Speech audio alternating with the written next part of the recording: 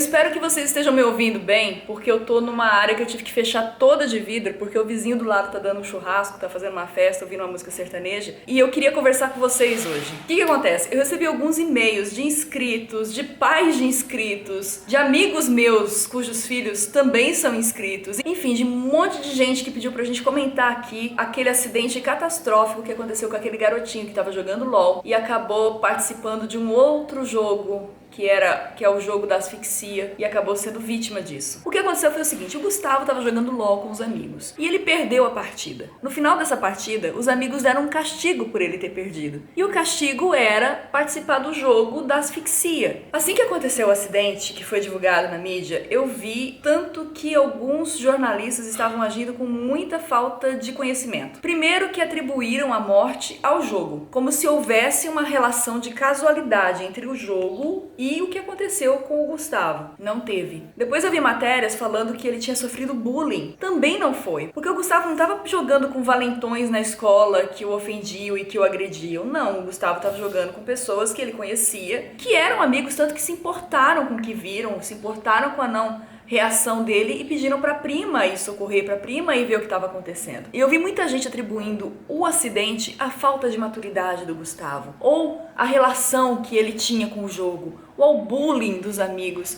E, gente, eu já vi tantos adultos fazerem coisas parecidas e tendo consequências tão sérias quanto a que aconteceu com o Gustavo. E é sobre isso que eu quero falar com vocês. Esse jogo da asfixia não foi algo que foi inventado pelo Gustavo. Isso surgiu nos Estados Unidos como castigo entre os jogadores de futebol americano. Depois foi parar em outros esportes e acabou indo para as escolas, acabou virando um jogo em si, uma prática que muito semelhante à tal da roleta russa. As pessoas brincam com a morte, jogando a vida na sorte. E eu consigo ver que nessa mesma situação se enquadram as pessoas que tiram racha de carro, pessoas que começam a se drogar pra ver qual é, porque a vida dela também tá sendo colocada em risco. E você percebe como se aumenta o leque das pessoas que estão sujeitas a isso e o leque da idade das pessoas que estão sujeitas a isso. Às vezes a pessoa não consegue ligar a gravidade do gesto dela ao que pode acontecer. O nome disso é inconsequência. A inconsequência às vezes está muito ligada à idade, mas acontece na vida adulta também. A pessoa não consegue fazer a relação imediata entre aquilo que ela vai fazer e o que pode dar de errado. Quando você tá numa roda de amigos e eles começam a te insuflar, ou quando você começa a fazer uma coisa que todo mundo já fez,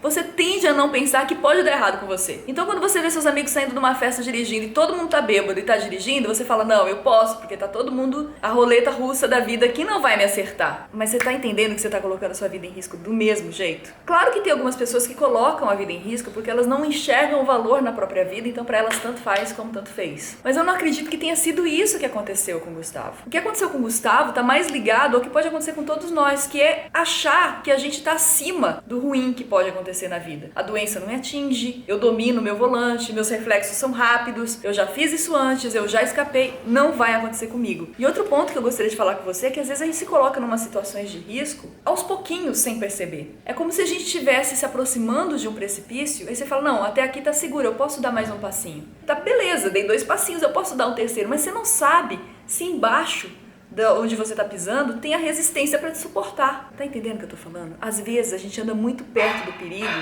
com a sensação de segurança, quando de fato você tá jogando com a sorte. E tem outro aspecto, nem sempre você tá sendo levado para uma situação perigosa por pessoas que não gostam de você ou que querem tirar proveito de você. Às vezes você tá sendo levado para uma situação perigosa por pessoas com quem você tem um bom relacionamento, por pessoas a quem você ama e que te amam também, mas que estão ali também envolvidas com aquela falta de consequência. E estão empolgadas em criar adrenalina e viver um momento de diversão sem pensar que aquele momento de diversão pode ser o último. Então, o que eu tô dizendo é pra gente cultivar um exercício de perguntar para nós mesmos aonde a gente está indo. O que aquilo que eu estou fazendo vai me trazer de retorno. Não estou falando sobre casos apenas de vida ou morte, não. Eu estou falando com envolvimento com situações que podem levar a sua vida para o buraco. Isso é o exercício que a gente faz. Deveria ser natural da maturidade, mas se você não exercita, ele não surge do nada. Então, por isso que a gente tem adultos que também não pensam na consequência dos seus atos. Pais que, por exemplo, xingam os filhos e não estão pensando que estão destruindo aquela vidinha. Claro que isso não vai funcionar sempre. É claro que você não vai conseguir pensar sempre